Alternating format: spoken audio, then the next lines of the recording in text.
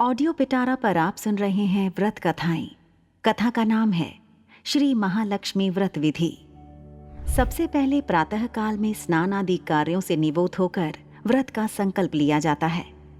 व्रत का संकल्प लेते समय निम्न मंत्र का उच्चारण किया जाता है। हे देवी, मैं आपकी सेवा में तत्पर होकर आपके इस महाव्रत का पालन करूंगा। आपकी कृपा से यह व्रत बिना विघ्नों के परिपूर्ण हो, ऐसी कृपा करें। यह कहकर अपने हाथ की कलाई में बना हुआ डोर बांध लें, जिसमें 16 गांठें लगी हों, बांध लेना चाहिए। प्रतिदिन अश्विन मास की कृष्ण पक्ष की अष्टमी तक यह व्रत किया जाता है और पूजा की जाती है। व्रत पूरा हो जाने पर वस्त्र से एक मंडप बनाया जाता है। उसमें लक्ष्मी जी की प्रतिमा रखी जाती है। श्री लक्ष्मी को पंचामृत से स्नान कराया जाता है और फिर उसका 16 प्रकार से पूजन किया जाता है। इसके बाद व्रत करने वाले उपवासक को ब्राह्मणों को भोजन कराया जाता है और दान दक्षिणा दी जाती है। पूजन सामग्री में चंदन, ताल, पत्र, पुष्पमाला, अक्षत, दुर्वा, लाल सूत, सुपारी, नारियल तथा नाना प्रकार के भोग रखे जाते हैं। नए सूत 16-16 की संख्या में 16 बार रखा जाता है।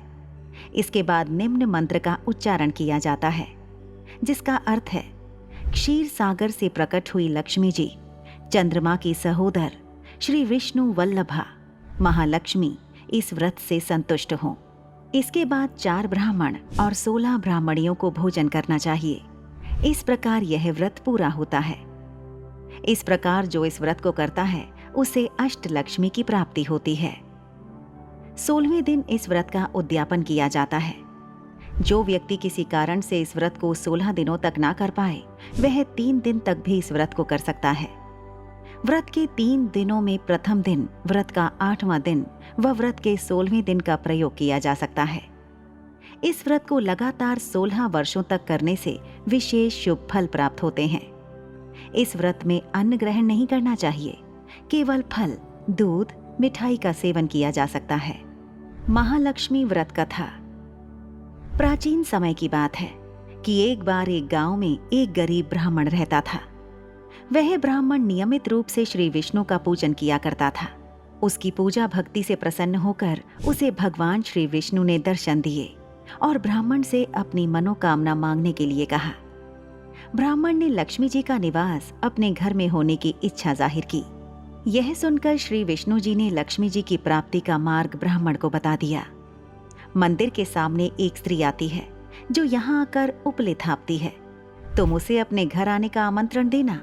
वह स्त्री ही देवी लक्ष्मी है। देवी लक्ष्मी जी के तुम्हारे घर आने के बाद तुम्हारा घर धन और धान्य से भर जाएगा। यह कहकर श्री विष्णु जी चले गए। अगले दिन वह सुबह 4 बजे ही मंदिर के सामने बैठ गया। लक्ष्मी जी उपले थापने के लिए आईं, तो ब्राह्मण ने उनसे अपने घर आने का निवेदन किया। ब्राह्मण की बात सुनकर लक्ष्मी जी समझ गईं कि यह सब विष्णु जी के कहने से हुआ है। लक्ष्मी जी ने ब्राह्मण से कहा कि तुम महालक्ष्मी व्रत करो। 16 दिनों तक व्रत करने और 16वें दिन रात्रि को चंद्रमा को अर्घ्य देने से तुम्हारा मनोरथ पूरा होगा। ब्राह्मण ने देवी के कहे अनुसार व्रत और पूजन किया और देवी को उत्तर दिशा की ओर मुंह करके पुकारा। लक्ष्मी जी ने अपना वचन पूरा किया।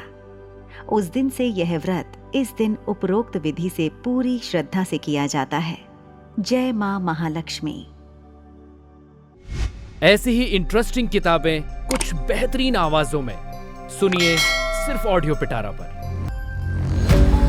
ऑडियो पिटारा सुनना जरूरी है।